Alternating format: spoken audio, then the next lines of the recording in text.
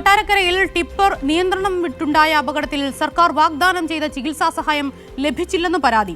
അപകടത്തിൽ പരിക്കേറ്റ വിദ്യാർത്ഥി കൗശലിന്റെ കുടുംബമാണ് പരാതിയുമായി രംഗത്തെത്തിയത്. കുട്ടിയുടെ ആരോഗ്യനില അതീവ ഗുരുതരാവസ്ഥയിൽ തുടരുകയാണ്.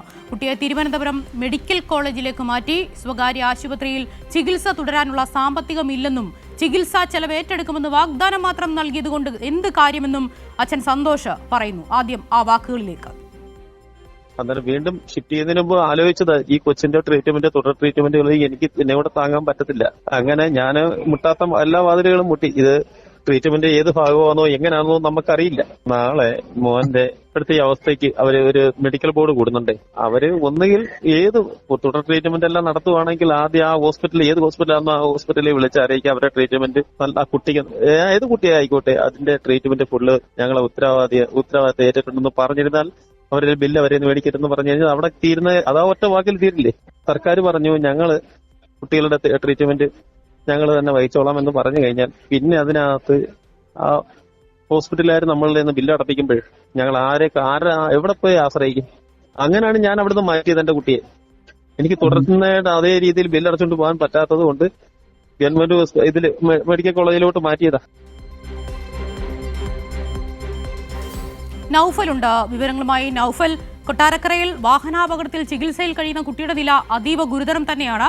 നോക്കൂ, കൗശലിന് എല്ലാ സഹായവും ചെയ്യാമെന്ന് പറഞ്ഞ സർക്കാർ ഇവിടെയും സർക്കാരിന്റെ വാഗ്ദാനം പാഴ്വാക്കായി മാറുന്നൊരു കാഴ്ച കൂടിയാണ് കാണുന്നത്. അച്ഛൻ മറ്റെന്തെല്ലാം കാര്യങ്ങളാണ് നൌഫലിനോട് വ്യക്തമാക്കിയത്? വിജി പറഞ്ഞതുപോലെ തന്നെയാണ് കൊട്ടാരക്കരയിലുണ്ടായ വാഹനാപകടം. നമുക്കറിയാം, അന്ന് തന്നെ 2 പേർ മരണപ്പെടുന്ന ഒരു സാഹചര്യമുണ്ടായി. പിന്നീട് അന്ന് ഗുരുതരമായി പരിക്കേറ്റ ഒരാളാണ് ഈ 9 വയസ്സുകാരനായ കൗശിക്. ഈ കൗശികിന് അന്ന് തന്നെ സർക്കാർ അഥവാ സ്ഥലം അന്ന് കൊട്ടാരക്കര അടൂർ MP ആയിട്ടുള്ള മാവേലിക്കര MP ആയിട്ടുള്ള കൊടിക്കുന്നിൽ സുരേഷ് കൊട്ടാരക്കര ഉൾപ്പെടുന്ന പ്രദേശത്തിന്റെ MP ആണ്. അദ്ദേഹം ഉൾപ്പെടെയുള്ളവർ വാഗ്ദാനം നൽകിയിരുന്നു. സർക്കാരും പറഞ്ഞു ഈ കുട്ടിയുടെ ചികിത്സാ ചെലവ് പൂർണ്ണമായും സർക്കാർ വഹിക്കും എന്നൊരു വാഗ്ദാനം അന്ന് നൽകിയിരുന്നു. അതിന്റെ അടിസ്ഥാനത്തിൽ തന്നെയാണ് കുട്ടിയെ തുടർ ചികിത്സയ്ക്കായി വിദഗ്ധ ചികിത്സ നൽകുന്നതിനായി തിരുവനന്തപുരത്തുള്ള ഒരു സ്വകാര്യ ആശുപത്രിയിലേക്ക് മാറ്റിയത്. ഇന്നിപ്പോൾ ഒരാഴ്ച പിന്നിടുകയാണ്.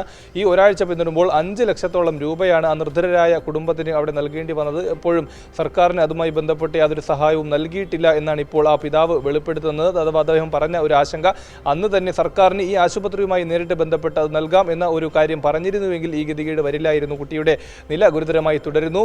ക്രമാതീതമായി പൈസയും ആശുപത്രിയിൽ നൽകേണ്ട ചിലവും ഭാരിച്ചതായി വരുന്നു. അത്തരത്തിൽ ആ ഒരു നിർധനരായ കുടുംബത്തിന് അങ്ങനെ നൽകേണ്ട ഒരു സാമ്പത്തിക സ്ഥിതി ഇല്ല എന്നുള്ളൊരു വസ്തുത നിലനിൽക്കുന്നുണ്ട്. അങ്ങനെ ഒരു പ്രതിസന്ധി നേരിടുമ്പോഴാണ് അവൾ കുട്ടിയെ തിരുവനന്തപുരം മെഡിക്കൽ കോളേജ് ആശുപത്രിയിലേക്ക് മാറ്റുന്നത്. എന്തു തന്നെയായാലും കുട്ടിയുടെ അവസ്ഥ തീവ്ര പരിചരണ വിഭാഗത്തിൽ ഇപ്പോഴും ചികിത്സയിൽ തുടരുകയാണ്. നാളെ ഈ കുട്ടിയുടെ വിദഗ്ധ കാര്യങ്ങൾ പരിശോധിക്കുന്നതിന് വേണ്ടി മെഡിക്കൽ ബോർഡ് യോഗം കൂടി ചേരുന്നുണ്ട്. അപ്പോഴാണ് ഏറ്റവും സങ്കടകരമായി നേരിട്ട് തന്നെ മാധ്യമങ്ങൾ നമ്മളടക്കമുള്ളവർ ആ കുട്ടിയുടെ പിതാവുമായി നേരിട്ടുള്ള പ്രതികരണത്തിന് ശ്രമിച്ചിരുന്നു. പക്ഷേ അദ്ദേഹം തീരെ പ്രതികരിക്കാൻ വയ്യാത്ത സ്വന്തം മകന്റെ അവസ്ഥ അത്രയും ഗുരുതരമായി തുടരുന്നു. അപ്പോൾ പ്രതികരിക്കാൻ കഴിയാത്ത ഒരവസ്ഥയിലാണെന്ന് പറഞ്ഞതിൻ്റെ അടിസ്ഥാനത്തിൽ കൂടിയാണ് ഇങ്ങനെയൊരു ഫോൺ സന്ദേശം നമുക്ക് കൈമാറിയത്. ആ ഒരു പ്രതിസന്ധി നിലനിൽക്കുന്ന അവസ്ഥയിൽ തന്നെയാണ് അദ്ദേഹം നാളെ മെഡിക്കൽ ബോർഡ് യോഗങ്ങൾ ചേർന്ന് കൂടുതൽ കാര്യങ്ങൾ വ്യക്തമാവുകയുള്ളൂ. വിജി, ശരി. കൊട്ടാരക്കരയിൽ ടിപ്പർ നിയന്ത്രണം വിട്ടുണ്ടായ അപകടത്തിൽ സർക്കാർ വാഗ്ദാനം ചെയ്ത ചികിത്സാ സഹായം ലഭിച്ചില്ലെന്ന പരാതി. ആ വാർത്തയുടെ വിശദാംശങ്ങളാണ് നൌഫൽ പങ്കുവച്ചത്.